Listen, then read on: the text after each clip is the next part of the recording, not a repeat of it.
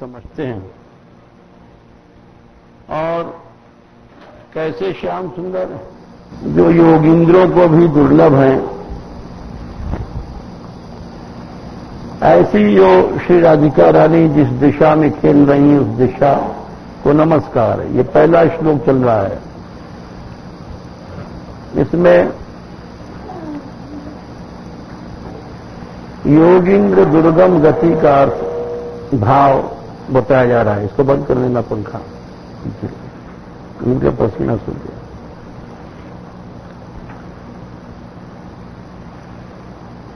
ब्रजगोपी जनों ने उद्धव से बताया था कि उद्धव तुम ही बताओ किसी योगी को आज तक भगवान मिले हैं। बड़ा विचित्र प्रश्न था। उद्धव गए थे ज्ञान योग सिखाने और गोपियों ने ऐसा प्रश्न किया कि कोई उत्तर नहीं बना, क्योंकि योगियों को इस तरह से कहां मिले, चाहे जैसे नचा लें चाहे जैसे गवा लें, ऐसा आज तक कोई भी योगी नहीं हुआ जिसके अधीन भगवान ऐसे वश में हो गए हों। और इसीलिए योगींद्र दुर्गम गति कहा गया। ये हम आपको बता रहे हैं क्योंकि ये वस्तु निर्देशात्मक मंगल की बात चल रही है। वस्तु निर्देशात्मक में अपने प्रतिपाद्य वस्तु को बताया जाता है। तो प्रतिपाद्य वस्तु इतनी बड़ी है श्री राधिका कि उनका नाम भी नहीं लिया गया। और ये बताया गया कि जिनको बड़े बड़े योगी राज लोग, योगींद्र लोग नहीं पा पाते, वे भी उनके अंचल की हवा से कृतार्थ होते हैं, तो वो इतनी बड़ी हैं। तो इस तरह से वस्तु निर्देश किया उन्होंने। अरे जब तुम श्री कृष्ण को ही नहीं पा सकते हो तो वे श्री कृष्ण जिनकी अंचल की हवा पाकर के धन्य होते हैं, उनकी तो बात ही करना छोड़ दो। बोले बात करना छोड़ दें, ये तो आपने कोई अच्छी बात नहीं कही। बोले नहीं, हम क्यों कह रहे हैं ये आगे समझाएंगे। जब ये इस श्लोक में नमोस्तु दिशेपि ये शब्द हम आखिर में बताएंगे इसका भाव, तब ये रहस्य खुलेगा। अभी हम वहां तक नहीं पहुंचे हैं, चौथी पंक्ति तक। अभी तो तीसरी पंक्ति में बता रहे हैं वहां के भाव। तीसरी पंक्ति से तो अगर तीसरी पंक्ति कहकर के छोड़ दिया जाए तो निराशा आ जाएगी कि जब श्री जी इतनी दुर्लभ हैं, श्री कृष्ण के लिए दुर्लभ है, तो भैया हम लोगों को लिए हम लोग तो फिर बात ही करना छोड़ दें। बोले क्यों? बोले कहें ब्रजवासी की धौन धौन के मोरा कुहक कुहक के मरे जाएं, बेचारे पपैया की क्या चलाई। तो बोले जब तुम कहते हो कि श्री कृष्ण को ही दुर्लभ है वे, तो हम जैसे की तो बातें ही करना छोड़ दो। बोले निराश मत हो, चौथी लाइन में हम बताएंगे उनसे मिलने को उपाय। अभी तो वो कितनी बड़ी हैं इसको समझो, वस्तु निर्देश हो रहा है।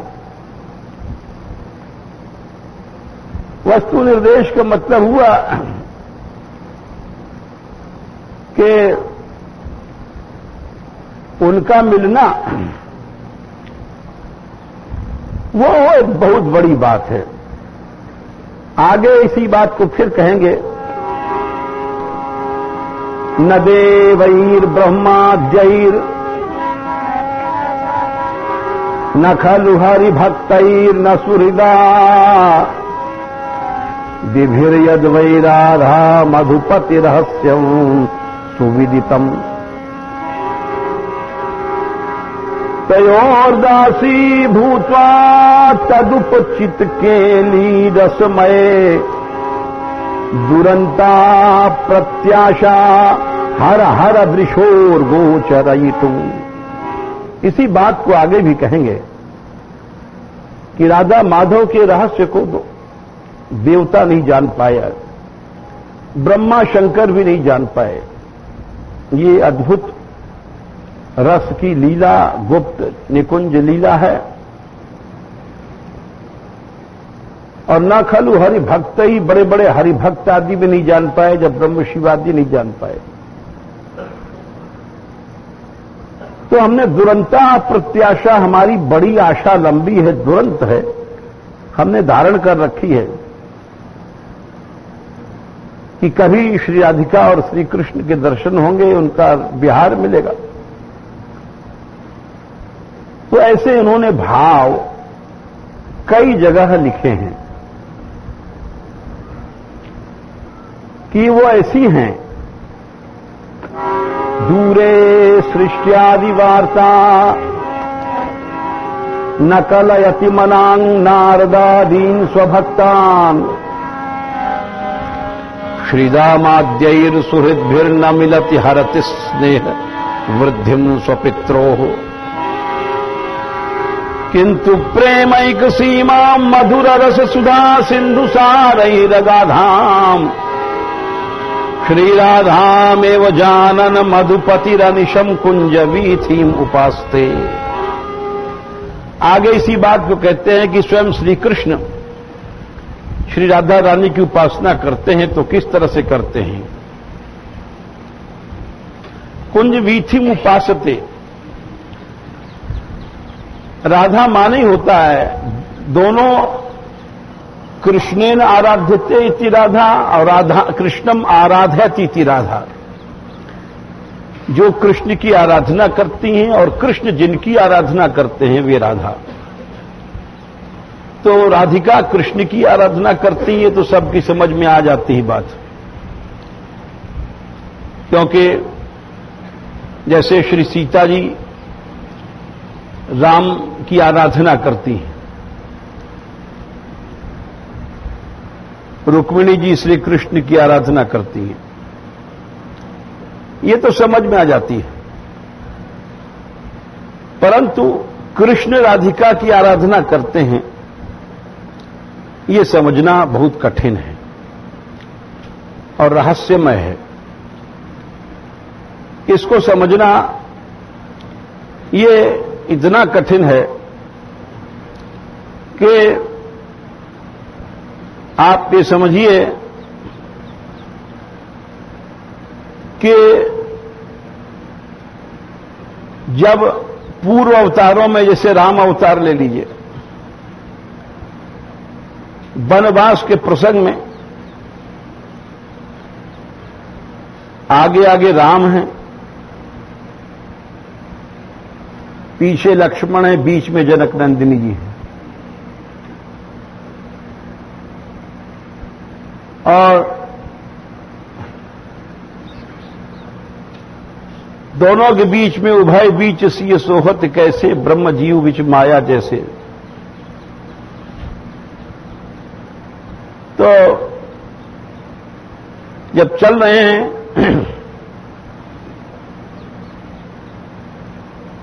तो जहां जहां श्री राम के चरण पड़ते हैं उनके चरण चिन्हों को बचा करके सीता जी अपने चरण रखती हैं। कितनी मर्यादा है कि श्री राम जी के चरण चिन्हों पर हमारे पांव पड़ न जाएं। कितनी मर्यादा है। और उन दोनों के चरण चिन्हों को बचा करके लक्ष्मण जी चलते हैं कि हमारा जो चरण है वो कहीं श्री राम जी के चरण चिन्ह पर न पड़ जाए और श्री जनक नंदिनी जी के चरण चिन्ह पर न पड़ जाए, इतनी मर्यादा है। तो क्या करती हैं जनक नंदिनी जी? चलना तो साथ साथ है, जहां जहां श्री राम के चरण पड़ रहे हैं उनके चरण चिन्हों के बीच में अपने चरण रख के चलती हैं, बचा बचा करके।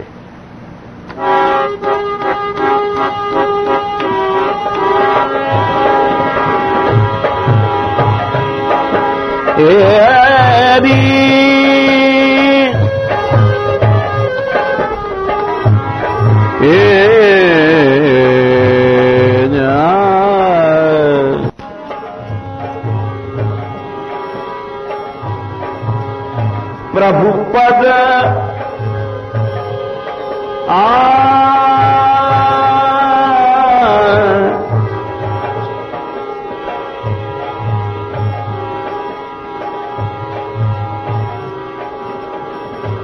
उनके चरणों के बीच बीच में प्रभु पद रेख बीच बीच सीता, धरती चरण मग चलती सभीता। सभीता माने बड़े डर के चल रही हैं।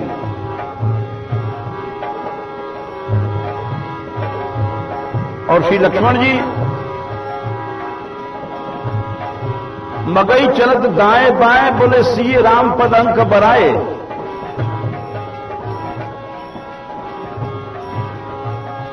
सिए राम, सिया जी के चरणों को, राम जी के चरणों को बचा बचा के चल रहे हैं।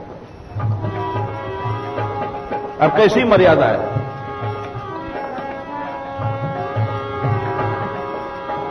प्रभु पद रेख बीच बीच सीता, प्रभु पद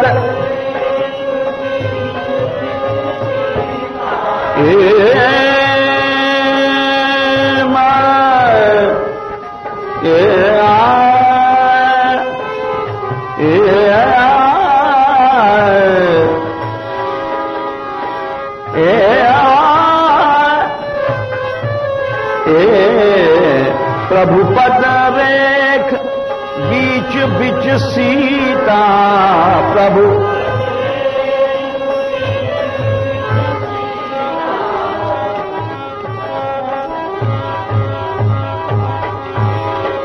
धरती चरण मग चलहि सभीता।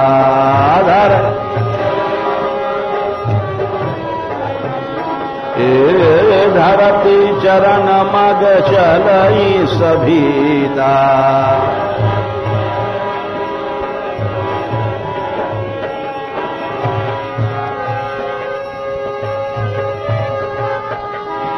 और लक्ष्मण जी और भय से चल रहे हैं, दोनों के चरण बचा गए। सिया राम पद अंक बराए,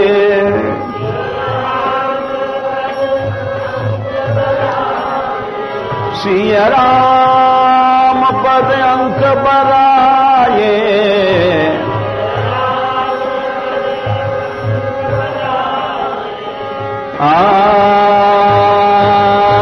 लखन चलहि मगदाहिन लाए।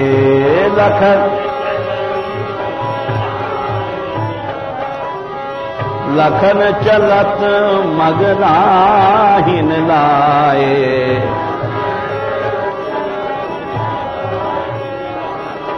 कैसी मर्यादा है? ये बात तो समझ में आ जाती है। क्यों? कि वेद मर्यादा है और वेद मर्यादा में ऐसा ये चल रही है मर्यादा अनादिकाल से, ये तो समझ में आ जाती है बात। लेकिन यहां की बात समझना कठिन है, क्योंकि यहां बिल्कुल उल्टा है। प्रेम मार्ग में और क्या बोल नहीं रहा क्या? हाँ, कुछ ध्यान ही नहीं किसी को। और यहां पर इसीलिए नहीं समझ में आता कि अब देखिए यहां की लीला। ये तो आपने वहां की मर्यादा देखी और वहां की लीला देखी कि श्री सिया जी राम जी के चरणों को बचा के चल रही हैं। और यहां की देखिए, यहां की लीला उससे बिल्कुल अलग है और इतनी अलग है कि इसको समझना कठिन है। वहां तो इतनी मर्यादा है कि चरण चिन्हों पे, श्री राम जी के चरण चिन्हों पे जनक नंदिनी जी डर रही हैं कि कहीं हमारा चरण न पड़ जाए। और यहां की लीला ऐसी है कि सावन के दिन हैं, बादल उमड़ रहे हैं और श्री राधिका रानी, श्याम सुंदर दोनों बैठे हैं कुंज में। तो उतने में पानी की बूंदें आने लग गई। तो श्री लाडली जी कहती हैं कि चलो चलो यहां कुंज से अपन भीजेंगे, किसी सघन कुंज में चलते हैं। तो श्री ठाकुर जी कहते हैं अच्छा चलो चलते हैं। बेगी चलो बूंद लगे तन कांपे, बेगी चलो बेगी चलो बूंद लगे तन कांपे।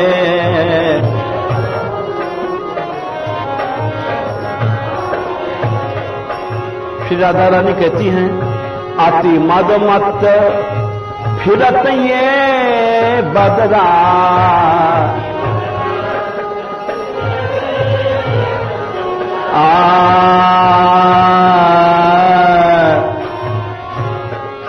ये पागल हाथी की तरह बादल चले आ रहे हैं। क्या उपमा है, आसमान में बादल ऐसे आ रहे हैं जैसे हाथी टोल कटोल भागे आ रहे हैं, पागल हो गए हैं। और जैसे महावत होता है वो हाथी के मस्तक पर अंकुश मारता है, वैसे मरुत माने हवा रूपी महावत इनको इनके सिर पर अंकुश मार रहा है। और ऐसी जोर से अंकुश मारता है कि चिघाड़ते हुए हाथी चले आ रहे हैं। अब बादल गरजते चले आ रहे हैं, बोले हाथी चिघाड़ते चले आ रहे हैं। और बादल इनको इस तरह से अंकुश लगा रहा है कि जोर जोर से चिघाड़ रहे हैं हाथी, बादल हाथी। अति मद मत फिरत ये बदला, अति मद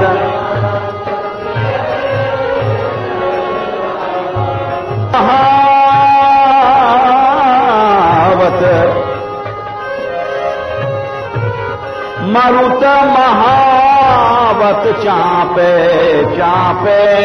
मरुत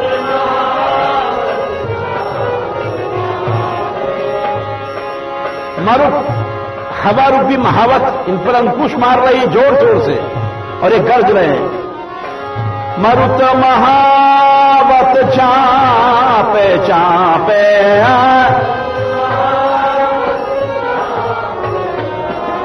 बेगी चलो बूंद लगे तन कांपे।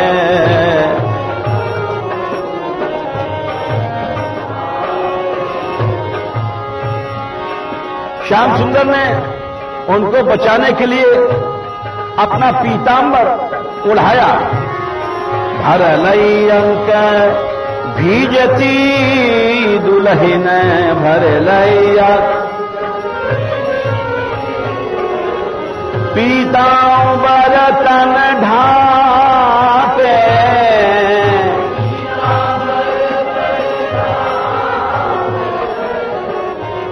अब यह है कृष्ण की आराधना। कृष्ण आराधना कर रहे हैं ये समझना कठिन है। राधिका आराधना करती तो समझ में जल्दी आ जाता है, क्योंकि जैसे पूर्व अवतारों में हुआ है।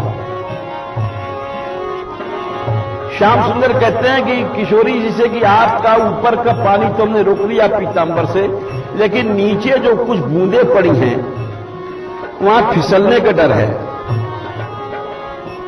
तो बोले फिर क्या करें? बोले ऐसा करो, हम चले पहले आगे पांव रखेंगे और फिर हम जहां रख दें वहीं आप पांव रख करके हमारे पांव के ऊपर पांव रखती चले आओ। यहाँ की ये मर्यादा है। वो मर्यादा तो समझ में आ गई थी जब सिया जी ने सोचा कि राम जी के चरण चिन्ह पर हमारे पांव ना पड़ जाए, लेकिन यहां बोले जानबूझ कर रखना है वहीं पर पांव। एकदम उल्टा, ये समझ में नहीं आती। और प्रेम में हर बात उल्टी है। वृंदावन हित रूप स्वामिनी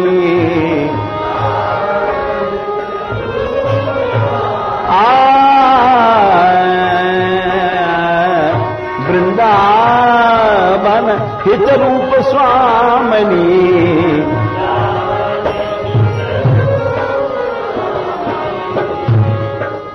नाप नाप के श्री जी वहीं पांव रख रही जहां श्याम सुंदर के चरण हैं। पिया पग पग मगना पे पिया बेगी चलो बूंद लगे तन कांपे।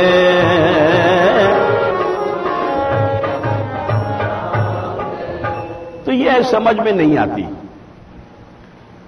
क्योंकि ये बिल्कुल प्रेम राज्य में कोई सभी विधियां उलट जाती हैं। और इसीलिए यहां जब कृष्ण आराधना करते हैं राधिका की तो समझना कठिन हो जाता है। और समझता वही है जिसके ऊपर श्री राधिका की कृपा है। ऐसा नहीं है कि समझता नहीं है। जो निर्मल प्रेमी रूपी हंस हैं वो इस मोती को चुगते हैं। हम जैसे कौवे तो फिर कांव ही कांव करते हैं। कौवा कैसे हंस की गति को पा सकता है? कौवा हंस की गति नहीं पा सकता, प्रेमी हंस होते हैं। इसीलिए कहा गया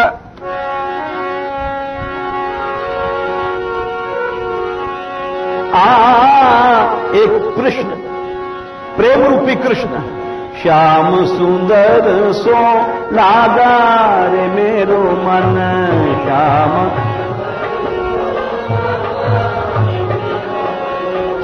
लास मध्यम सा है। लागा रे मेरो मन, लागा रे मेरो मन।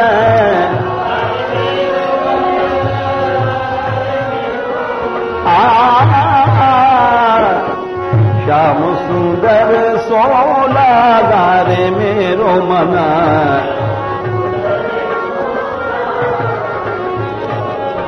ये प्रेम की बातें हैं। बोले कौवे नहीं समझ सकते हंस की बोली को। वो हंस की बोली हंस ही समझता है, वो मोती चुगता है। कौवा तो इस बात को समझ ही नहीं सकता है। हंस की बोली हंसाई जाने,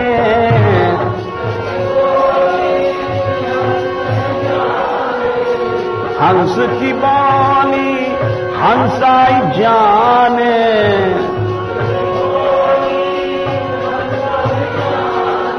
और जान सके नहीं कागार मेरो मन।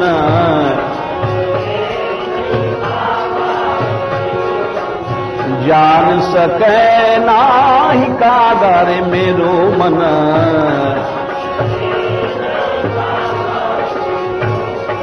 अरे भाई ये पारस पत्थर है, ये प्रेम पारस पत्थर है जिसके अधीन प्रभु नाचा करते हैं। इस पारस को छोड़ करके जो इधर उधर घूमा करते हैं वो अभागे हैं, वो पत्थर से मूड़ मारते हैं। इसीलिए कहा गया योगिंद्र दुर्गम गति। पारस छाण गहे जे पाथर,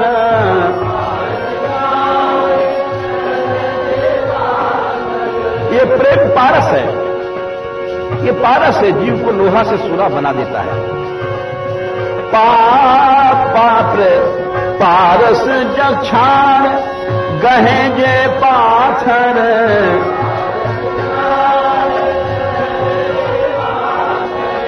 वे नर और वे नर महाअभागा रे मेरो मन, वे नर महा लागा रे मेरो मन, लागा रे मेरो मन,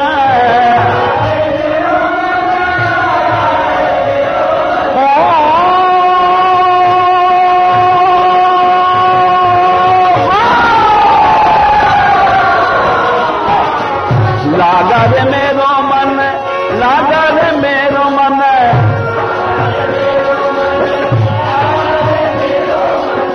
श्याम सुंदर सोना रे मेरो मन, श्याम सुंदर, श्याम सुंदर सोना रे मेरो मन।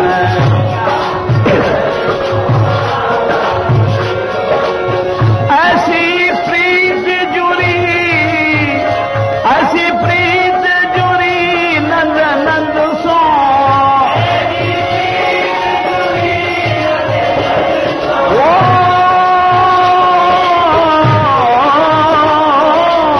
प्रभु में प्रेम ये सबसे बड़ा योग है, इससे बड़ा कुछ नहीं है।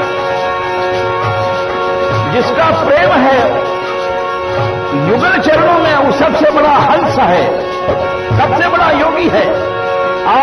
ऐसी प्रीत जुड़ी नद नद सोए,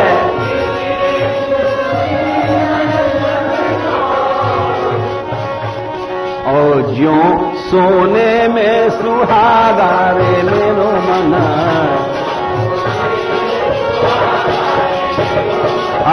ज्यों सोने में सुहागा रे मेरो मन,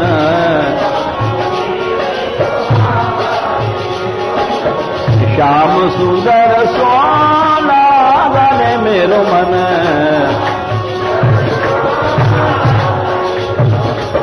तो ये बात है कि ऐसी जो ये प्रेम की बातें हैं वो हंस ही समझते हैं, और भैया वो कौवा नहीं समझ सकता है। वो तो कांव कांव करता है, तर्क करता है, वितर्क करता है, संशय करता है, शंका करता है, ऐसा क्यों हुआ, ऐसा क्यों हुआ, ऐसा श्री कृष्ण ने चरण क्यों दाबे किशोरी जी के, और ऐसा हुआ, वो ऐसा हुआ। ये जितनी बातें हमारे दिमाग में उठती हैं ये सारी बातें दिखाती हैं, ये दिखाती हैं कि हम कौवा हैं। कौवा से मतलब यही है कि उस प्रेम रूपी मोती को नहीं चुभता है, और वो केवल कांव कांव किया करता है, तर्क वितर्क कुतर्क करता है। एक बात और है, भाव राज्य में प्रवेश सबका नहीं होता है। आप निश्चय समझ लीजिए, साधन मनुष्य ऊपर से 1000 कर सकता है, पाठ कर लेगा, ये कर लेगा, कीर्तन कर लेगा, जप कर लेगा, लेकिन वास्तव में प्रेम मार्ग के हृदय, प्रेम पथ पर हृदय का प्रवेश होना, प्रेम तो दूसरी बात है, भाव राज्य में भी प्रवेश होना बहुत कृपा कर दे प्रभु, तो नहीं तो असंभव है। क्योंकि भाव राज्य में आगे हम ये बात खोलेंगे, क्योंकि अभी तो ये रस का विषय चला है।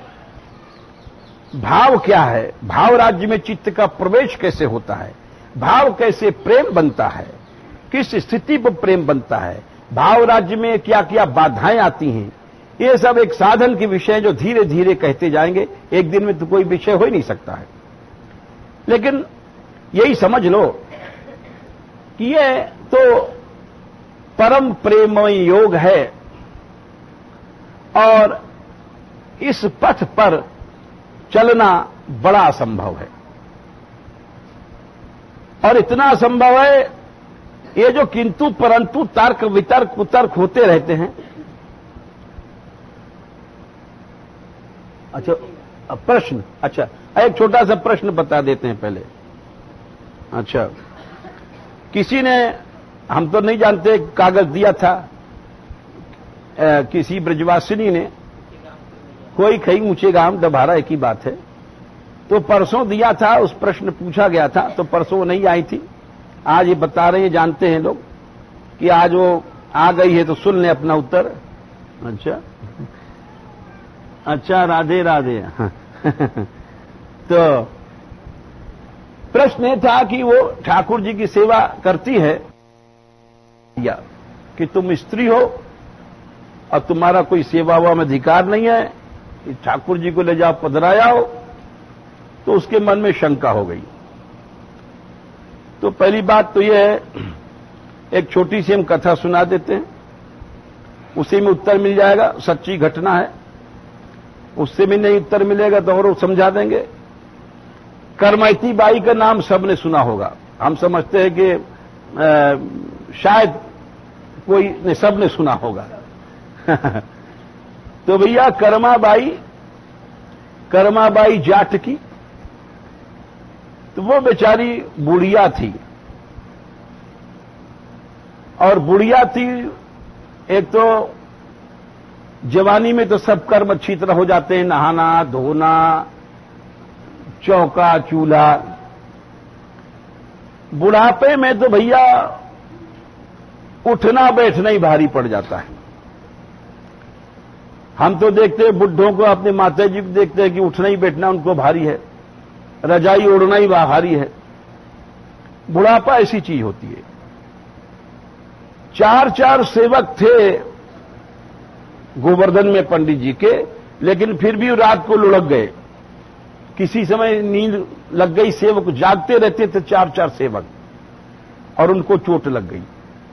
बुढ़ापा ऐसी चीज होती, करवट बदलना भी मुश्किल है। ऐसी स्थिति हो गई थी कि करवट भी कोई बदला दे तो करवट, जैसे बच्चा पैदा होता है तो कई महीने तक करवट नहीं बदलता, वही स्थिति हो जाती है। बच्चा पैदा होता है तो एक भी दांत नहीं रहता है। तो बुढ़ापे में सब वेदांती हो जाते हैं। नकली लगवा लो दूसरी बात है, लेकिन सब दांत चले जाते हैं। बुढ़ापे, बच्चा पैदा होता है चल नहीं पाता, तो बुढ़ापे में भी वही स्थिति हो जाती है। हम तो रोज कहते हैं, जब ऊपर से यहां कीर्तन को रात चढ़ते हैं लोगों से 9-10 बजे, 10 बजे के आसपास, कि देखो भैया चढ़ रहे हैं मानगढ़, अभी तो है, एक समय ऐसा आ जाएगा जबकि ये चढ़ना मुश्किल हो जाएगा। वो सबके लिए आता है बुढ़ापा। तो कर्माबाई बुढ़िया थी और कुछ उससे आचार विचार होता नहीं था। तो वो ठाकुर जी को सवेरे सवेरे उठ करके बिना नहाए बिना धोए एक हांडी थी,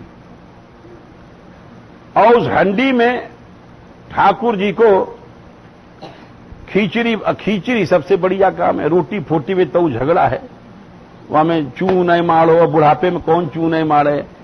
अब वहां खींचड़ी में तो दाल चावल छोड़े और चढ़ा दियो, और है गो अपना सिद्ध है गो, भोग लगा दियो। तो सवेरे उठ करके सबसे सौदा काम खींचड़ी का, ज्यादा मेहनत नहीं होती, रोटी पानी में मेहनत होती है, ये सब जानते हैं। वो बुढ़िया सवेरे उठ करके बिना नहाए धोए और रख देती थी, और खिचड़ी जब बन जाती थी, वो प्रेम उसके हृदय में था, और प्रेम से ही तो, प्रेम वाला ही तो सेवा करेगा, नास्तिक तो सेवा करेगा नहीं। पहली बात तो यह सेवा जो भी करेगा उसके हृदय में प्रेम होगा। बिना प्रेम वाला सेवा कर ही नहीं सकता है, चाहे वो कितना पढ़ ले, शास्त्र पढ़ ले, चाहे वेद पढ़ ले, चाहे लवेद पढ़ ले, चाहे विरक्त राज हो जाए, सेवा तो जिसके हृदय में प्रेम है वही करता है।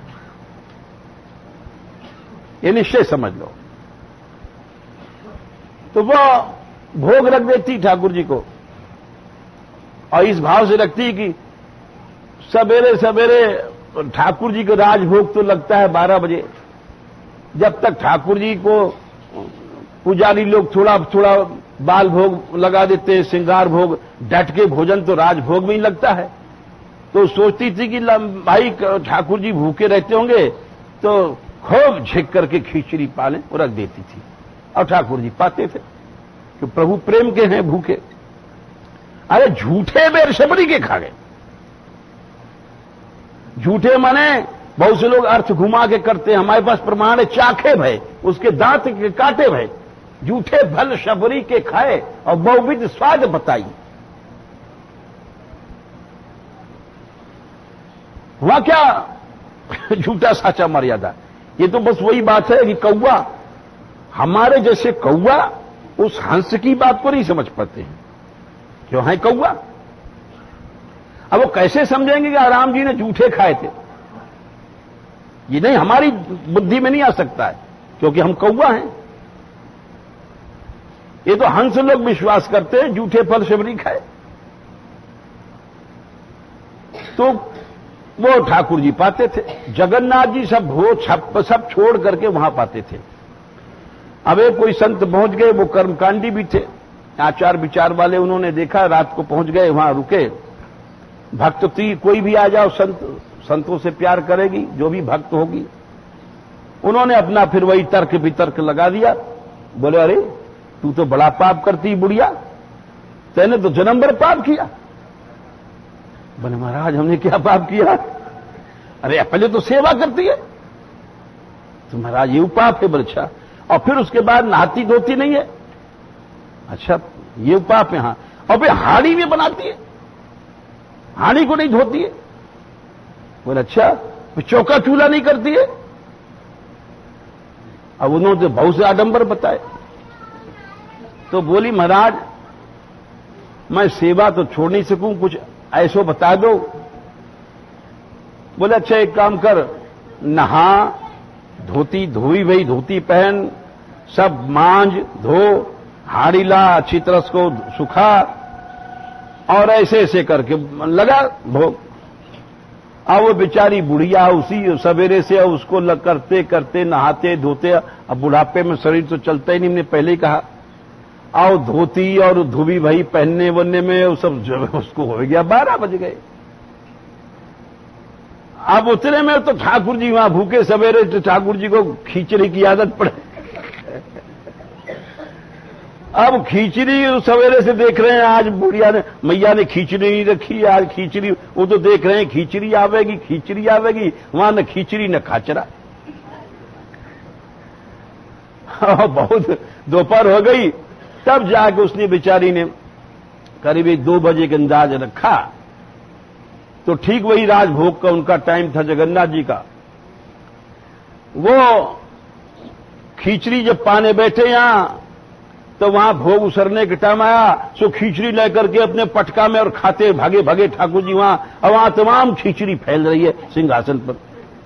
जब पुजारी ने भोग उसारा तो देखा तमाम खींचड़ी। अब सोचता है पुजारी खींचड़ी बिचड़ी तो हमने लगाई नहीं, और लगावेगा भी पुजारी तो एक पात्र में कायदे से, ये फैल रही है कैसे? तो जब राजा को अनुभव होता था, निवेदन किया राजा से। तो उन्होंने पूछा राजा साहब ने कि महाराज ये क्या चक्कर है? बोले अरे चक्कर क्या, हम सवेरे से भूखे मर गए। बोले क्यों? बोले बेचारी भूख लगाती थी, भोग लगाती थी सवेरे भोर में खींचड़ी। अब आज वहां जाके बैठे, जैसे पंगत में हमारे जैसे पहले जाके साधु बैठ जाते हैं, 12 बजे पंगत होगी, बोले चलो वहीं माला करेंगे, 8 बजे से जाके बैठ जाएंगे। तो वैसे ठाकुर जी भी और प्रेम की बात है, वहां जाके वो पहले ही से बैठ गए। बोले हम तो वहां बैठे बैठे वो 2 बज गए, जब भोग रखे हो बुढ़िया ने, और जब तक यहां तुम्हें घंटी बज गई तो मैं क्या करूं, खा नहीं पाऊं। अरे बोले महाराज ऐसा क्यों? बोले हाँ, उससे जाके कहो उस संत से कि मैं बहुत रुष्ट हूं और ऐसा अपराध नहीं करना चाहिए उसको। तो राजा साहब गए वहां, पता लगाया कौन संत भगवान थे, और उन्होंने कहा कि अरे तुमने तो प्रभु को भूखे मार दिया, तुमने क्या सिखाया?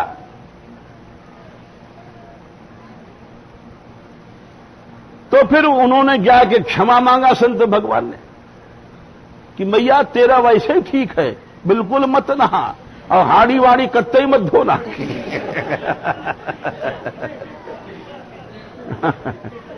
तेरा वही कर्मकांड सही है, ना तो कभी नहाना धोना, ना कभी धोती बदलना, और न कभी हाड़ी वाड़ी धोना। तू तो जैसे सवेरे करती थी वही हाड़ी में तपा करके और जल्दी से भोग रख दिया कर। तो अब ये हमने कथा सुनाई, इसमें उत्तर स्वयं मिल जाता है। जो समझदार होगा वो समझ लेगा। मीरा सेवा करती थी गिरधारी लाल की, और हमारे जैसे 100 जन्म तक घंटी हिलावें तो कुछ नहीं होगा। और गिरधारी लाल उनके साथ नाचते थे, उस मूर्ति से निकल करके साक्षात। सैकड़ों कथा सुना दें, एक दो नहीं है। लेकिन अब ये तो प्रसंग हम इसका सुधा छोड़ करके सुना रहे हैं कि शंका किसी ने पूछा है तो हमारा धर्म है कहना। देखो, जैसे मीरा जी गिरधारी की सेवा करती थी, गिरधारी लाल, तो साक्षात ठाकुर जी उस मूर्ति से निकल करके और मीरा जी के साथ खेलते नाचते गाते। यह है सेवा का फल। प्रेम होना चाहिए। तो राजा ने पहरा लगा रखा था कि आज से पीछे कोई बाबाजी मुंडित नहीं घुसेगा। ये नाचती है, और उसको शंका रहती थी, भैया वही बात है कि मैं उजाना है आपन टेव। जो गलत दृष्टि का आदमी है वो सही बात को अच्छा नहीं समझ सकता। वो हमेशा शंका करेगा, पाप करेगा। अच्छाई को समझने वाले दुनिया में वास्तव में बहुत कम लोग होंगे। तो किसी ने कहा, पहरेदारों ने राजा से कि महाराज, हम लोग सारी रात पहरा देते हैं चौकसी के साथ, और पहरा हमारा ऐसा है कि एक मक्खी मच्छर भी नहीं घुस सके। बोले फिर क्या बात है? बोले रात में मीराबाई के वहां कमरे से किसी के बोलने की और साथ साथ नाचने गाने की आवाज आती है।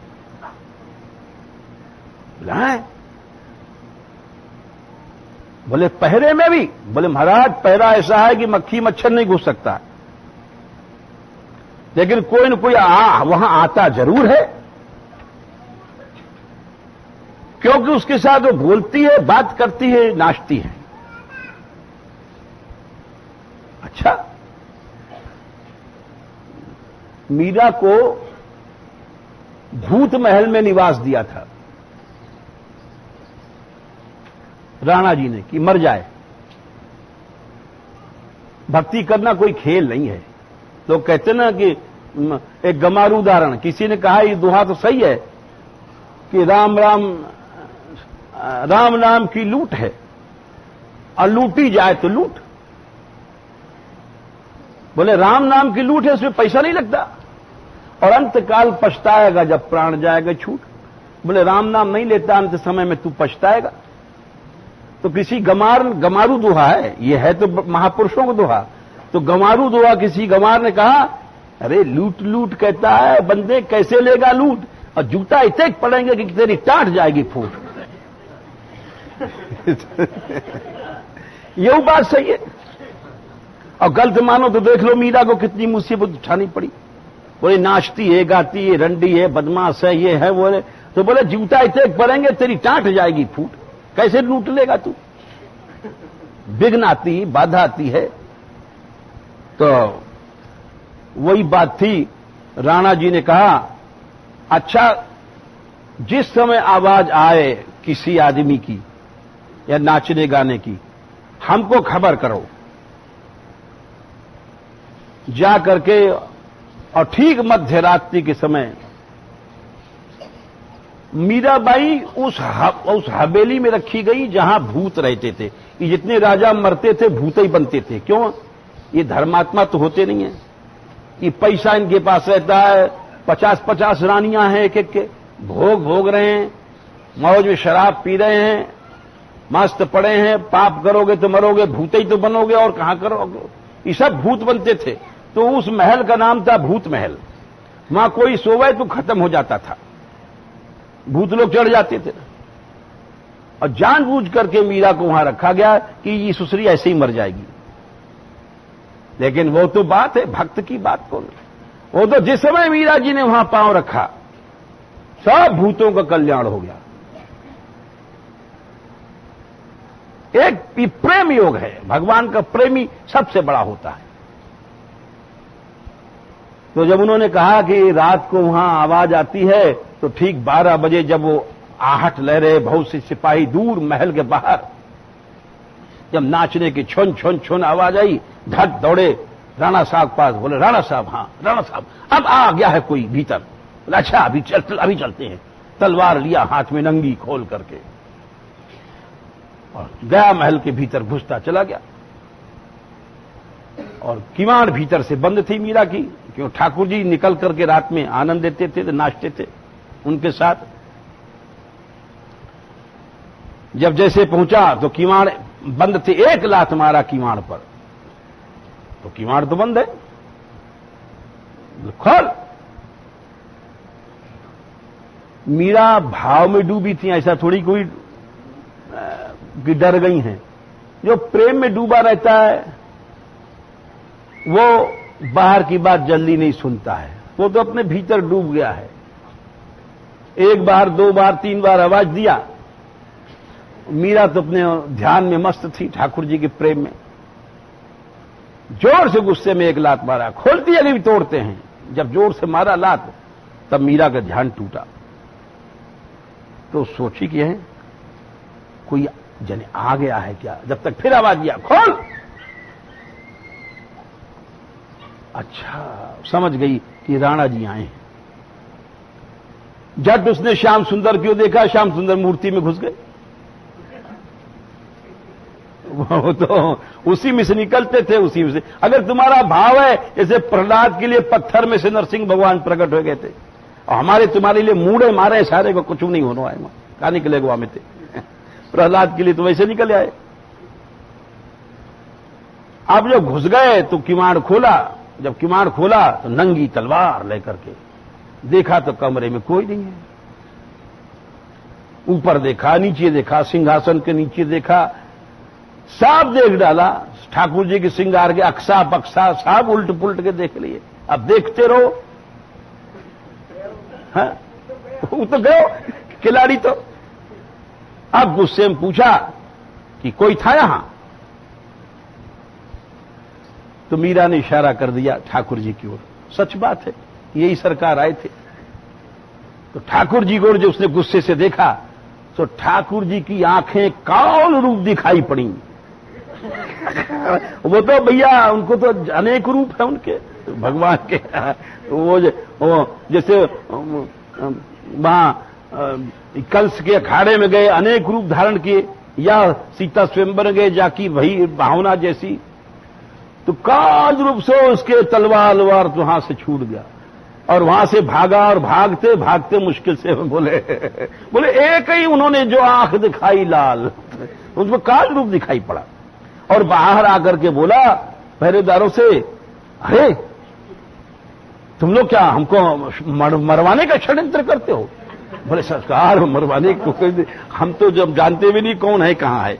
लेकिन वो समझ गया कि अब यहां पांव नहीं रख रहा है। वो आया था तलवार लेके नारे काटने, तलवार वहीं छूट छाट गई और हाथ पांव कांपने लग गए। हम तो समझते हैं कि कहो तो भय के मारे मलमूत्र निकल गया हो तो कोई अचंभा नहीं, क्योंकि जो काल रूप है तो वहां की धोती पोती सब जगह जरूर गई होगी। अब इतनी छोटी बात लिखेंगे नहीं भक्तमाल वाले, लेकिन बात है कि जब डर के मारे उसकी हालत हो रही होगी ऐसा भयानक, तो जरूर उसका सब काम हो गया। जब तो उसने सोचा कि अब इधर पांव नहीं देना है। तो अब देखो मीरा बाई को देखो, करमैती बाई को देखो, जितनी ब्रज गोपी कात्यायनी व्रत करती थी यहां चीर घाट पर, सब भागवत में प्रमाण है। ले हमें कहा तुमको पढ़ के सुना दें जिसमें कि शंका नहीं होनी चाहिए। चंद्रहास जी अपने मुंह में रखते थे ठाकुर जी को, और गाल के भीतर जहां तुम कहोगे जूठा हो जाता है, और ये देख लो, हेमंते प्रथमे मासी नंद ब्रज कुमारिका चेरूर हविष्यम। जो लोग संस्कृत समझते हैं समझ सकते हैं, वैसे हम अर्थ बता देंगे। भुंजाना कात्यायन अर्चन व्रतम आप्लुप्त्यंभसी कालिंद्या जलांते चोदिते ऋणे कृत्वा प्रतिकृतिम। प्रतिकृतिम माने मूर्ति बना करके देवीम आनर्चुर नृपसैकतिम, देवी की पूजा करती थी। गंधैर माल्यई, गंध माल सुरभि सुगंधि के साथ, बलभीर धूप दीपक के साथ, उच्चावचयी उपहार बड़े बड़े उपहार के साथ, प्रवाल फल तंडुल भोग के साथ, और प्रणाम करती थी, स्तुति करती थी। तो जितने प्रमाण कहो उतने प्रमाण बता दे। इसलिए बात यह है, रानी रत्नावती का ले लो, वो भी भक्तमाल में आती ही कथा, नित्य सेवा करती थी, पूजा करती थी, और सिंह छोड़ा गया। बड़ी लंबी कथा है, फिर कभी सुना देंगे। हजारों प्रमाण हैं, एक दो नहीं है। इसलिए और एक और चलते चलते सुना दें, समय हो गया। ये तुमने नहीं सुना होगा,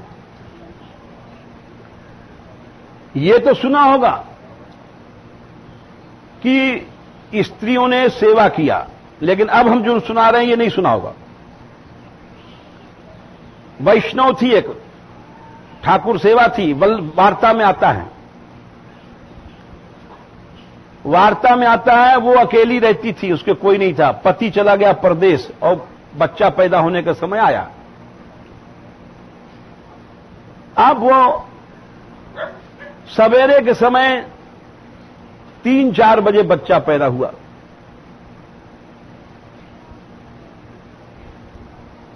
अकेली अपने घर में अकेली थी, कोई नहीं था, गरीब थी। ऐसे ऐसे लोग होते हैं दुनिया में। अब वो रो रही है। क्यों रो रही है? इसलिए नहीं रो रही है कि हमारे आज कोई सेवा करने वाला नहीं, जापो करने वाला नहीं, ये सब नहीं है। वो क्यों रो रही है हम तुम समझ नहीं सकते, क्योंकि हम तो कौवा हैं। कौवा कैसे समझेगा हंस की बात? वो रो रही है, अरे ये दुष्ट क्यों पैदा हुआ लड़का कि हमारी सेवा छूटी। ये हंसों की बात सुना रहे हैं। जिस बात को हम नहीं समझ सकते, हम तो सोचेंगे लड़का पैदा हुआ, बड़े खुशी की बात है साहब, लाओ गाजा बाजा, ये करो वो करो, पहल का लड़का है। लेकिन जिसका भगवान में प्रेम है वो रो रही है कि ये दुष्ट पैदा क्यों हुआ कि हम ठाकुर की सेवा से हम बड़े जोर से रोई, और इतने जोर से रोई कि उसको होश नहीं कि लड़का हमारा पैदा हुआ है और क्या हमको करना चाहिए, क्या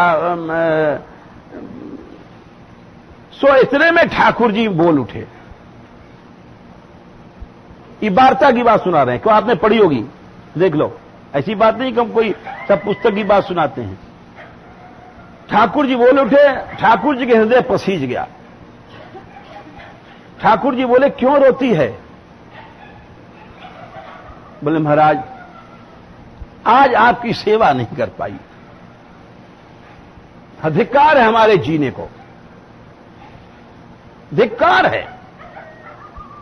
अरे जिसने सेवा नहीं किया, वो स्त्री हो पुरुष हो, वो बाबा जी हो आबा जी हो, सबको धिक्कार है।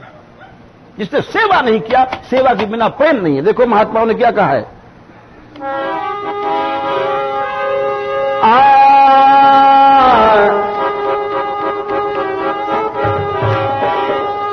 रुचि के सिंगारे अंग अंग नहीं श्यामा श्याम, एक धिक्कार और नाना कर्म की दे पे, पायन को धोए निज करते न पान कियो, आलीरी अंगार पर शीतल जल पीवे पे। आग दे दो उन हाथों में जे प्रभु का चरण नहीं धोया। से नहीं वृंदावन कुंजन लतान करे, गाज परे और फुलवारी सुखलीवे पे। अरे ललित किशोरी बीते बरस अनेक, दृग देखे नहीं प्यार प्राण प्यारे छाड़ ऐसे जीवे पे, वो जीरो नहीं धिक्का है। तो वो बोली महाराज हम इसलिए रो रही हैं कि कहां से लड़का पैदा हुआ।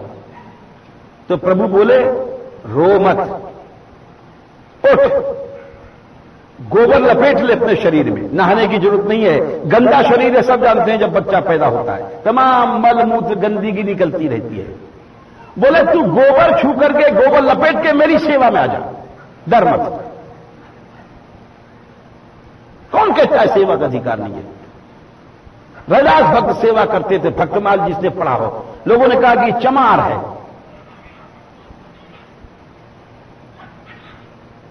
राजा ने कहा कि तुम क्यों सेवा करते हो? बोले आप जो कहो। बोले नहीं, तुम्हारा सेवा का अधिकार नहीं, तुम चमार हो। बोले हम ये सेवा इसलिए करते हैं कि प्रभु खुश होते हैं। बोले कैसे पता प्रभु खुश होते हैं? झूठ बोलते हो, प्रभु खुश होते हैं, प्रभु खुश होते हैं। जात का चमार और बन गया पुजारी साहब, सेवा करने लग गया और कहता है प्रभु खुश होते हैं। बोले कैसे पता चले कि प्रभु खुश होते हैं? बोले हम क्या बताएं, हम ही जानते हैं कि हम, इसका सबसे प्रमाण ही है कि हम प्रभु को बुलाएंगे, प्रभु आ जाएंगे। अगर प्रभु हमारे हैं तो सभा जोड़ी गई और बड़े बड़े वहां विद्वान और ब्राह्मण और पंडित और महात्मा लोग आए। सब ने बुलाया प्रभु को, आओ आओ, नहीं आए। और जब रैदास जी खड़े भये, उन्होंने एक पद गाया, प्रभु आओ। सब कुछ छोड़ करके प्रभु आकाश पे उड़ करके सिंहासन समेत उनकी गोद में जाके बैठ गए। अब कितने तुमको प्रमाण दें? 2 बार ये घटना भई रैदास जी के साथ, एक बार नहीं भई। एक बार यहां भई, एक बार चित्तौड़ में झाला रानी जब चेली बनी थी, वहां भी यही बात घटना भई। झाला रानी एक बहुत बड़ी रानी थी और जब चेली बनी है तो सब वहां के ब्राह्मणों ने कहा इसने सब नाक कटा दिया। अरे चमड़ा की चेली बन गई जाके। तो लोगों ने कहा तुम सेवा करते हो, तुम्हारा अधिकार नहीं है। बोले भाई काशी में भी यही झगड़ा उठा था। तो वहां लोगों ने कहा, जो कौवा लोग हम लोग बैठे थे वहां, बोले वो तो साहब इसके ठाकुर जी थे, कोई मंत्र वंत्र कर रखा होगा, जब जाने जो आपके राज दरबार के ठाकुर जी इसके गोद में चले जाएं। ये दूसरी परीक्षा थी। तो वहां भी सभा लगी और जब उन्होंने रैदास भक्त ने खड़े होकर, बड़े बड़े पहले ब्राह्मणों ने बुलाया, महात्माओं ने बुलाया, ठाकुर जी टस से मस्त नहीं भये। और रैदास जी जब खड़े भये, प्रभो मैं तेरा हरिजू, मैं तेरा तू मेरा, उन्होंने गाया है, कभी पद सुनाएंगे गा करके। जैसे उन्होंने ऐसे कहा, सब सिंहासन समेत ठाकुर जी उड़ करके गोद में आके बैठ गए। तो सेवा में सबका अधिकार है। जब बच्चा पैदा होने के बाद उस अवस्था में गंदगी से भरा हुआ शरीर, खून ऊन तमाम पड़ा हुआ है, और ठाकुर जी कहते हैं कि गोबर लपेट ले, तू रो मत, तू मेरी सेवा कर, कोई नहाने धोने की जरूरत नहीं है। उस अवस्था में उठ करके सेवा करती है और प्रभु उसकी सेवा को स्वीकार करते हैं। इसीलिए प्रभु तो एकमात्र प्रेम जानते हैं। ये शंका गलत है। यस्या कदापि वसनांचल खेलनोथ धन्याति धन्य पवने न कृतार्थमान योगी न दुर्गम गतिर मधुसूदनोपि तस्या नमोस्तु वृषभानुभुवो दिशेपि।